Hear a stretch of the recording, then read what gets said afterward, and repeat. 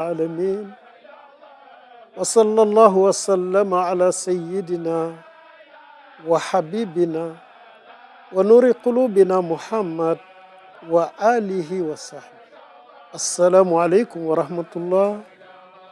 Très chers amis téléspectateurs de Kalimatul Haq, par la grâce d'Allah subhanahu wa ta'ala, nous sommes à notre 39e séance pour aborder la 25e sourate révélée au prophète Muhammad, paix et salut sur lui.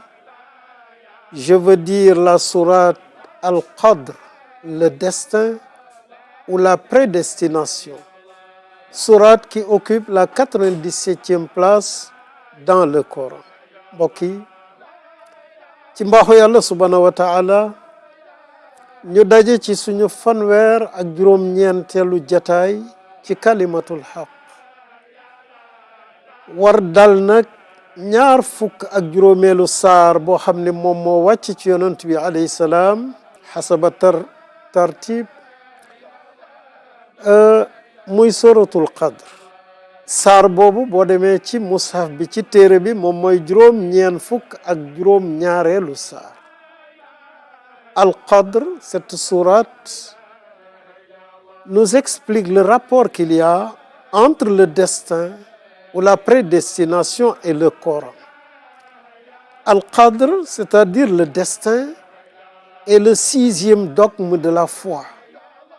Après la shahadatu an la ilaha illallah, la croyance aux anges, la croyance aux prophètes, la croyance au Coran et la croyance à la vie après la mort. Ok. saar bii di Al-Qadr turu ponk la ci ponki ngëm. saar bii nag dañ ciy jàngate li nekk ci diggante dogali yàlla yi ak Al-Qur'an. Al-Qadr xam nañ ni mooy juróom benneelu ponku ngëm yi. gannaaw bu nit gëmee yàlla, gëm malaaka yi, gëm téere yi, gëm yonent yi, gëm ni dekki dafa am ñuy dund gannaaw de bi ci mujj mooy tuumin bil qadri xayrihi wa sharrihi. nga gëm nag ni lépp lu am moo xam lu neex la moo xam lu naqadi loolu yépp lu yàlla rëddoon la bind ka dogal ka. Selon Abdullah ibn Abbas radiallahu ta'ala anhu, le Coran fut déplacé du Lawhul Mahfouz et déposé à Baytul Izza qui se trouve au 7e ciel juste au-dessus de la Kaaba dans la nuit de Laylatul Qadr. Dans Laylatul Qadr. Puis, pendant 23 ans, verset après verset, sourate après sourate, la révélation descend sur le prophète alayhi salam pour indiquer aux croyants le comportement qu'ils doivent tenir à chaque situation, ce qu'ils doivent faire, ce qu'ils ne doivent pas faire. Et les instants ou les moments où le Coran descend, on appelle ça le prétexte ou le contexte de la révélation, asbabu nuzul. Mbokk yi Abdullah ibn Abbas hibrul umma wax na ni Al-Qur'an ñu ngi ko toxalee lawul mahfuz indi ko teg ko ci baytul izza. kaaba la goo xam ne mu ngi tiim kaaba gi nekk ci juróom-ñaareelu asamaan ci guddi qadr, laylatul qadr. noonu nag jiiru ñaar fukki at ak ñettu mission wu yonent bi alayhi salaam aaya yi di wàcc, saar yi di wàcc, waaye di wàcc ci ay jataay, ci ay jamono, ci ay xew-xew pour wax jullit ñi ni nii ngeen war doxale, lii waru leen ko def, lii ngeen war a def. jataay yooyu muy wàcce moom la ñuy tudde sababu nuzul, fi nga xam ne foofu la Al-Qur'an di wàcc. Cette sourate commence comme l'essentiel des sourates du Coran par jurer par le nom d'Allah, clément miséricordieux. Nous révélons le Coran dans la nuit du destin, la nuit des décrets. Et qui te dira ce qu'est Laylatul Qadr? Ok. yàlla waat mu ne bismillahi rahmani rahim. Qurtubi loolu mu ne waat naa ko ci yàlla mi nga xam ne maay arrahman di arrahim di borom yërmande yu matale yi àdduna ak alaxira inna naka man anzalnaahu fi laylatil qadr wàccee naa téere bii nga téye ci sa loxo alquran ji nuy jàng wàccee naa la ka ci guddik dogal yi wa ma adraka ma laylatul qadr ana kan moo lay wax lan mooy laylatul qadr à la question wa ma adraka le Coran donne toujours la réponse mais pas de réponse quand le Coran pose la question wa ma yudrika ok boo xamee ni bii alquran jëfandikoo na baat bi pour laaj mu ne wa ma adraka saa su ko waxee rek alquran dana la jox tontu bi waaye foo fekk alquran wa ma yudrika ma nga lay wax ci loo xam ni du ko tontu kumpa la ba bis penc yàlla rek ka xam bon laylatul qadr comme wa ma adraka la wax mu ne laylatul qadr est une nuit bénie le verset 3 sourate Dukhan nous dit le verset sourate Baqara nous dit dans le mois de Ramadan donc c'est dans la nuit bénie sourate Dukhan dans le mois de Ramadan verset 185 sourate Baqara que le prophète alayhi salam situe donc laylatul qadr le prophète alayhi salam le situe dans les nuits impaires du dernier tiers du mois de chaque Ramadan jusqu'à la fin du monde mbokk yi alquran comme wax na wa ma adraka mu firi laylatul qadr suratu Dukhan laaye ñetti jëmu ni inna anzalnahu fi laylatin mubaraka ci guddi gu barkeel suratu Baqara ni chahru ramadan allazi unzila fi l quran bon guddi gu barkeel googu ci weeru koor lañu ko wàccee yonent bi alayhi salaam nag jox ñu tegtal mu ni iltamisuha fi l ashri l awaqir min ramadan mu ni bu ngeen bëggee xam laylatul qadr fu mu nekk mu ni lambaleen ko ci guddi yu tool yi ci fukki fan yu mujj ci weeru koor ba àdduna di tukki c'est donc durant cette nuit que sont prises toutes les décisions sages les décrets d'application pour parler comme notre monde yàlla mu ne fiiha yufraqu kullu amrin hakim ci suratu Dukhan mu ne ci guddi googu ci la ñuy dogal bépp mbir moo xam ne xereña nañu ko nga ni jëloon nañu décret bi waaye décret d'application yee ñëw ni lii war nañu ko wéyal ci jaam ñi sache amis téléspectateurs que le destin est de 4 sortes il y a un destin une prédestination éternelle taqdir azali Allah subhanahu wa ta'ala dit le prophète Muhammad paix et salut sur lui a consigné les destinées de toute la création 50 000 ans avant de créer les cieux et la terre bokki boo ñëwee ci xadar nag ñeenti dogal moo am dafa am dogal boo xam ne bii azali la moom mooy ba faw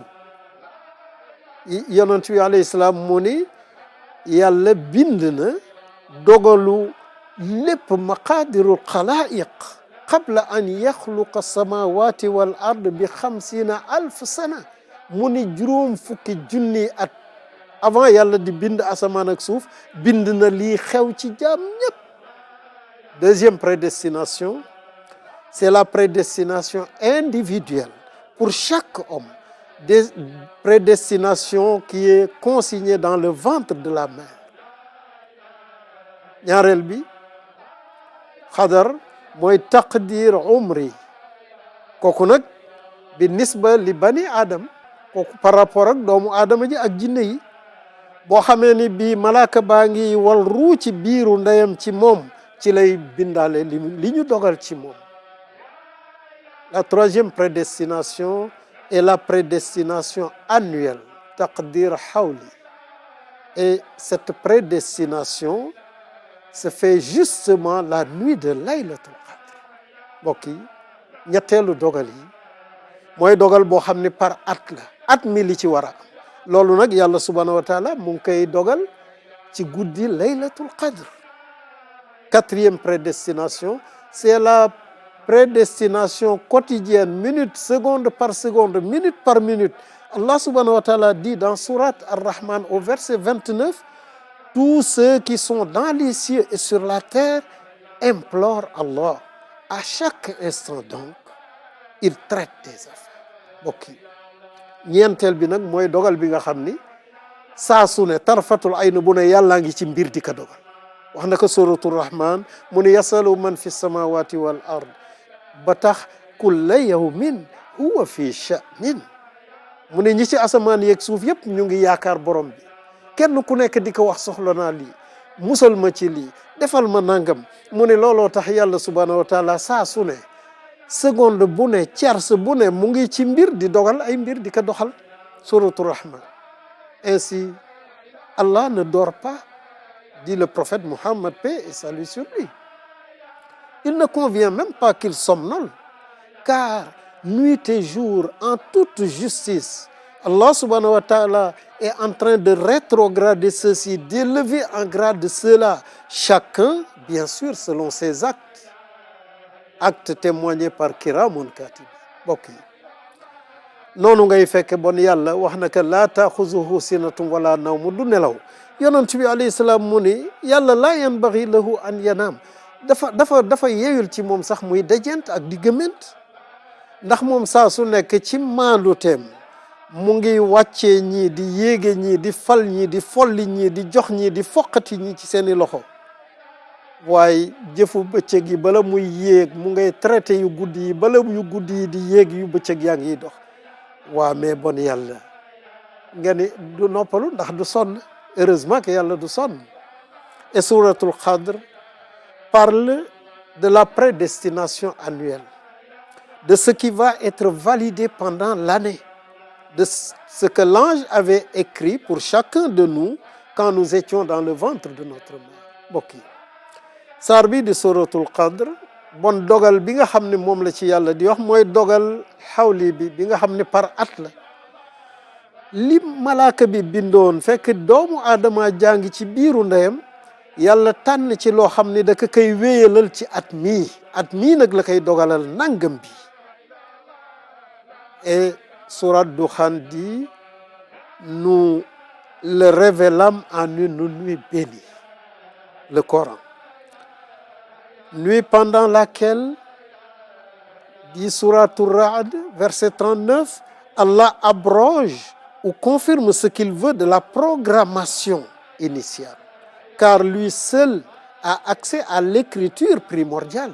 Mbokk yi yàlla mu ni inna anzalnahu fi laylatin mubaraka suratu Dukhan dama ko wàccee ci guddi gu barkeel guddi googu nag mu wax ko ci suratu Ra'd mu ne yamhu llahu ma yasha wa yuthbit wa indahu ummul kitab guddi googu ci la yàlla di far li ko soob ci jaam bi ci lay dogal li ko soob wéyal ko ci jaam bi ndax moom rekk moo am kàttan yegg ci ndeyu téere ji di fa rëdd ak di fa dindi. Par rapport à nous, Laylatul Qadr est une faveur immense, la meilleure des créatures. Le prophète Mohammed, paix et salut sur lui, raconta aux compagnons un Israélite qui combattit pendant 1000 mois dans la voie d'Allah, nuit et jour. Les compagnons l'envièrent. Alors, Allah subhanahu wa ta'ala leur offrit Laylatul Qadr et leur dit Laylatul Qadr khayrum min alfi shahr. Cette nuit seulement de Laylatul Qadr que je vous donne, vous, ummatu Muhammad alayhi salam, vaut mieux que 1000 mois. 1000 mois. Mbokk yi bu dee ci ñun nga ne yàlla ci mbaaxam dafa nu defal Laylatul Qadr muy njëkk goo xam ne xamuñu nu koy sant. Yonent bi sallallahu alayhi wa ali nettali sahaba yi benn waay ci banu Israël ci bu njëkk boo xam ne xeex na ci yoonu yàlla guddeeg bëccëg junni weer gaa ñëpp ñeewaa ji yàlla subhanahu wa taala yabal jibril mu jox ñu lu gën li waa ji def mu ne leen laylatul qadri xayrum min alfi shahr guddi laylatul qadr ji jenn jëf ju ngeen ci jëf moo gën jëf jooju junni weer. C'est-à-dire toute bonne action accomplie en laylatul qadr, aumône, zikr, prière obligatoire, surérogatoire, cette action aura une valeur supérieure à la même action accomplie pendant plus de 83 ans et plus, jour et nuit ordinaire. dégg lan ngay dégg ci laay ji mooy ni bépp jëf bu baax moo xam julli la farata wala naafila moo xam sarxe la moo xam zikr la moo xam benn jëf bu baax bu mu mënti doon boo jëf ci guddi laylatul qadr jëf jooju nag nga ko doon jëf lu ëpp juróom-ñett fukki at nga koy jëf ci juróom-ñett fukki at yoo xam ne laylatul qadr amu ci benn boobu nga jëf ko ci laylatul qadr moo ëpp yool juróom-ñett fukki at mieux Allah subhanahu wa ta'ala nous encourage de profiter de la baraka de cette nuit pour faire nos vœux, lui demander tout ce qui peut changer positivement notre destin. Car Allah, en cette nuit, tient compte de nos demandes et les intègre dans le décret qu'il fera en notre faveur sur les prévisions qui ont été faites par l'ange quand nous étions dans le ventre de notre mère. Mbokk yi lu gën a ti neex amul yàlla subhanahu wa taala ni ñu guddi gi nga xam ne nag ci la gouvernement wu yàlla bi di siéger di dogal mbir yi yéen itam indi leen seeni dossier ngeen taxaw ngeen ñaan yàlla yàlla dugalal leen seen ñaan yooyu ci li nga xam ne moom lay dogal ci yéen ci guddi laylatul qadr waaye loolu muy dogal mooy la ñuy comp ci li malaaka yi bindoon ci biiru nit kaa ngi ci biiru way juróom bu jigéen. Au cours de cette nuit, dit la sourate, sur ordre de leur Seigneur, le Ruh et les anges descendent sur terre pour exécuter toutes les décisions. tanazzalu al-malaa'ikatu war-ruuhu fiiha bi izni rabbihim min kulli amr. yàlla mu ne guddi googu ci ndigali seen borom ar-ruux ñi ni mooy jibril ak malaaka yi dañuy wàcc ci kaw suuf guddi googu malaaka yi ñoo ëpp nit ñi ci kaw suuf min kulli amr ngir mottali dogal yi nga xam ne moom la yàlla dogal ci jaam. Sourate Dukhan nous dit: en cette nuit, toutes les décisions sages sont prises. C'est notre volonté d'envoyer des messagers en signe de miséricorde de ton Seigneur qui entend et c'est tout.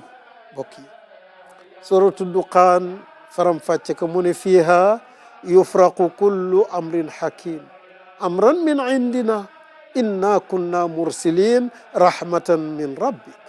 mu ni guddi googu ci lay dogal di ci faram fàcce bépp mbir moo xam ne mii xereña naa ko dama koy wéyal man yàlla.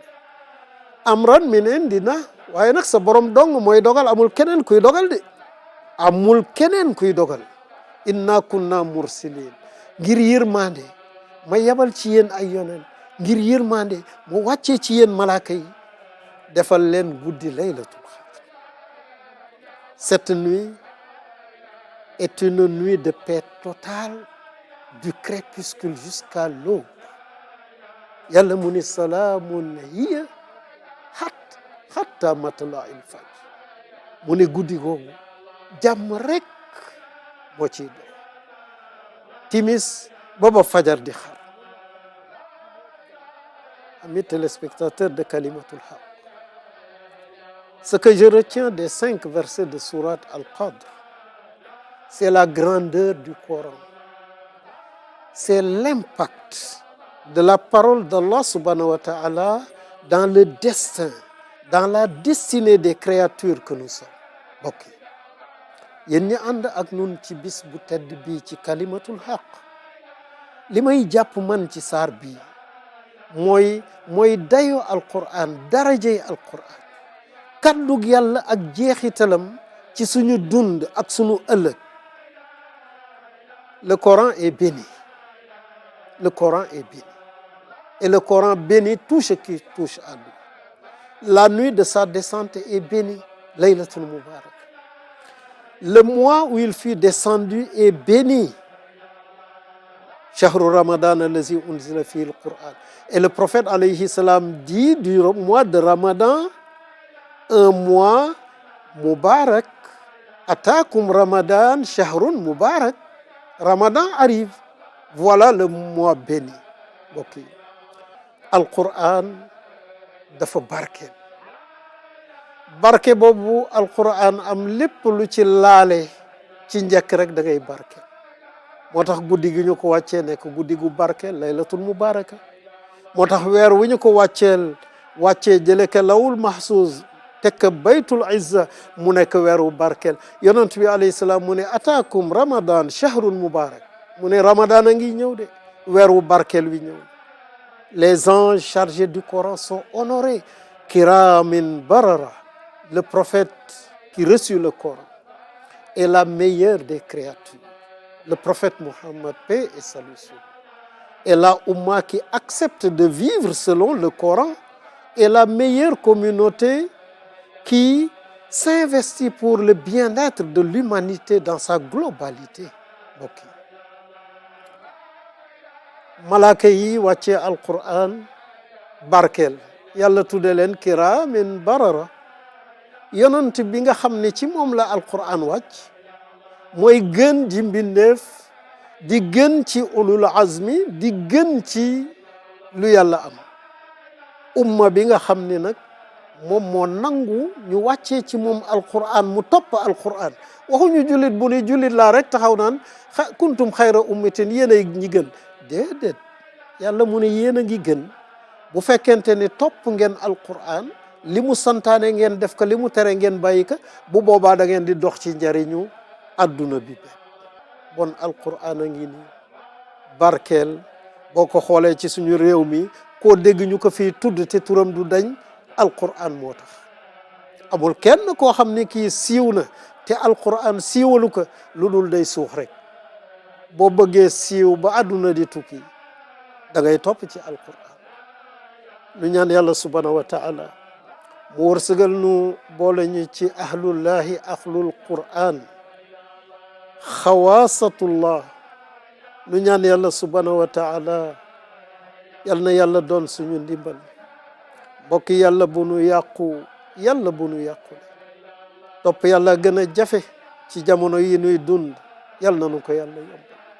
mooy yàlla fi gën a yomb yal nañ ci yàlla musal. yàlla defal nu mujj gu rafet. làq nu fu yàq egul yiir nu ci malaanam suturaam. yàlla jubal nu jubal sunu njaboot ubbil nu buntu muur ak wërsëg. mbokk yi lu nu am yal na nu am yàlla. lu nu ñàkkit yal na nu am yàlla bi jaa'i nabil Mustafa sallallahu alayhi wa ali. assalaamu aleykum wa rahmatullah. wassalatu wassalaam ala ashrafil mursalin sayyidina wa habibina wa nuri qulubina Muhammad wa alihi wa sahbihi.